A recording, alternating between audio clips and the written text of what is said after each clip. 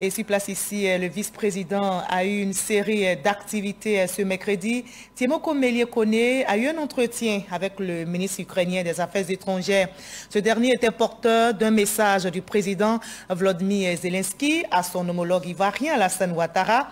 Et avant cela, le vice-président a reçu l'ambassadeur de l'Union européenne en Côte d'Ivoire. Les relations de coopération bilatérale ont été évoquées avec la nouvelle ambassadrice de l'UE, Jérôme Kofi Abolé. Deux personnalités, l'une ambassadeur de l'Union européenne, l'autre ministre ukrainien des Affaires étrangères, qui ce mercredi se succèdent au palais présidentiel pour rencontrer le vice-président de la République. La première personnalité citée dit avoir échangé avec Timoko Melie-Kone sur les bonnes relations entre l'Union européenne et la Côte d'Ivoire. Nous avons un peu brassé l'état des relations Union européenne-Côte d'Ivoire. Je pense que nous avons fait état du fait qu'elles sont excellentes. Les relations sont de très longue durée et l'Union européenne est là pour appuyer la Côte d'Ivoire dans tout ce qu'elle veut faire dans son développement durable.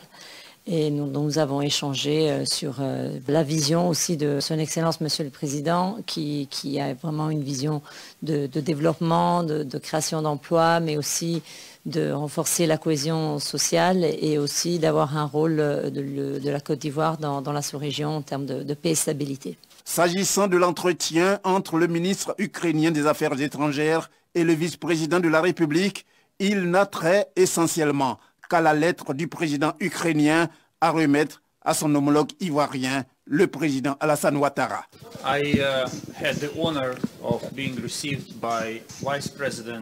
C'est un honneur pour moi d'avoir été reçu ce matin par son Excellence le vice-président de la République de Côte d'Ivoire.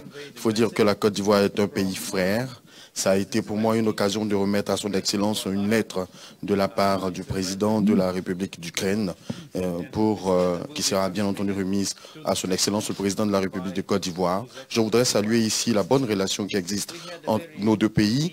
Pour le ministre ukrainien des Affaires étrangères, cette rencontre avec le vice-président de la République se veut aussi l'occasion de parler d'un projet de visite des autorités ivoiriennes en Ukraine, et cela dans le cadre du renforcement des relations entre les deux pays.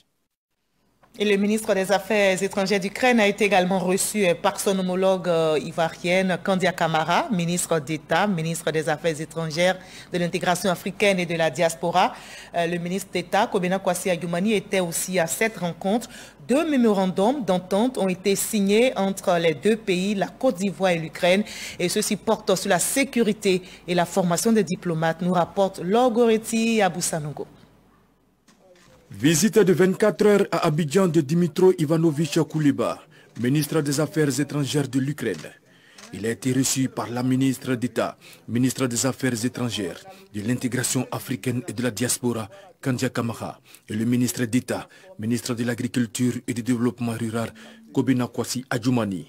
Deux mémorandums d'entente ont été signés entre l'Ukraine et la Côte d'Ivoire dans les domaines de la sécurité et la formation des diplomates. Nous avons eu une discussion avec Madame la ministre d'État, surtout sur les points relatifs à la sécurité et à la formation. Nous essayerons dans la mesure du possible d'aider la Côte d'Ivoire en nous fondant sur notre expérience personnelle sur la défense, les questions de cybersécurité et les questions de sécurité dans leur grand ensemble. Nous nous sommes rendus compte que la Côte d'Ivoire a des besoins dans le domaine de l'agriculture. Nous sommes donc venus avec des hommes d'affaires bien sûr, pour voir dans quelle mesure nous pouvons renforcer notre coopération. En marge de la signature des mémorandums, les deux ministres d'État ont présenté la Côte d'Ivoire et ses atouts attractifs à la délégation ukrainienne, en invitant ces hommes d'affaires à découvrir les potentialités d'affaires que regorge le pays. Nous avons compris que c'est dans la transformation que nos producteurs pourront véritablement bénéficier du fruit de leur labeur.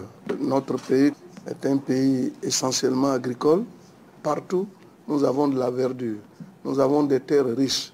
Nous avons des plans d'eau extraordinaires, nous avons des fleuves, nous avons des lacs, nous avons des barrages, nous avons des lagunes. Ce sont des atouts dont nous disposons et qui méritent d'être exploités pour nous permettre vraiment de produire davantage. Nous voulons que nos diplomates puissent parfaire leurs connaissances dans votre grand pays, qui a évidemment une grande expérience dans ce domaine. Et nous sommes très heureux, Monsieur le ministre, de savoir aussi que vous n'êtes pas venu qu'avec des diplomates. Vous êtes accompagné d'hommes d'affaires. Et la Côte d'Ivoire est un pays qui est en train d'amorcer son développement. Et la Côte d'Ivoire a décidé de transformer de façon structurelle son économie pour avoir suffisamment de ressources pour son développement. La signature de ces mémorandums marque le début du renforcement des relations fraternelles et du partenariat entre la Côte d'Ivoire et l'Ukraine.